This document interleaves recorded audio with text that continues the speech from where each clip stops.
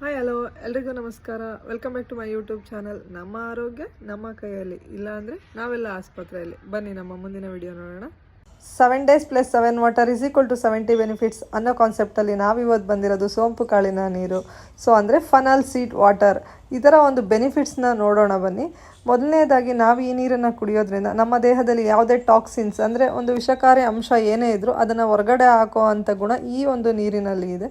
ಅದರ ಜೊತೆಗೆ ನಮ್ಮ ತೂಕದಲ್ಲೂ ಕೂಡ ತುಂಬ ಸಹಕಾರಿಯಾಗಿದೆ. ತೂಕ ಕಡಿಮೆ ಮಾಡ್ಕೊಳ್ಳೋಕ್ಕೆ, ಹಸಿವನ್ನು ಇದು ಕಡಿಮೆ ಮಾಡುತ್ತೆ. ಸೊ ಅದರಿಂದ ವೆಯ್ಟ್ ಮ್ಯಾನೇಜ್ಮೆಂಟ್ನ ನಾವು ಈಸಿಯಾಗಿ ಮಾಡ್ಕೋಬೋದು.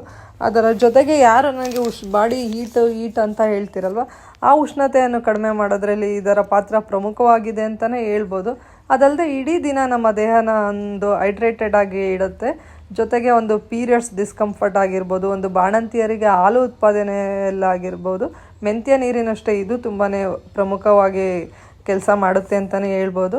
ಇದರ ಜೊತೆಗೆ ನಮ್ಮ ಒಂದು ರೆಸ್ಪಿರೇಟರಿ ಹೆಲ್ತ್ ಆಗಿರ್ಬೋದು, ಅಂದರೆ ಉಸಿರಾಟದ ತೊಂದರೆಗಳಿಗಾಗಿರ್ಬೋದು, ಒಂದು ಅಸ್ತಮಾಗಾಗಿರ್ಬೋದು, ಒಂದು ಕಣ್ಣಿನ ದೃಷ್ಟಿಗೆ, ಬ್ಲಡ್ ಪ್ರೆಷರ್ ಅಂತ ಏನು ಹೇಳ್ತೀವೋ, ಸೊ ಅದರ ಜೊತೆಗೆ ರಕ್ತಹೀನತೆ, ಅನಿಮಿಯಾ, ಸೊ ಇದಕ್ಕೂ ತುಂಬ ಉಪಕಾರಿಯಾಗಿದೆ, ಉಪಯುಕ್ತವಾಗಿದೆ ಇರುವ ನೀರು ಅಂತಲೇ ಹೇಳ್ಬೋದು.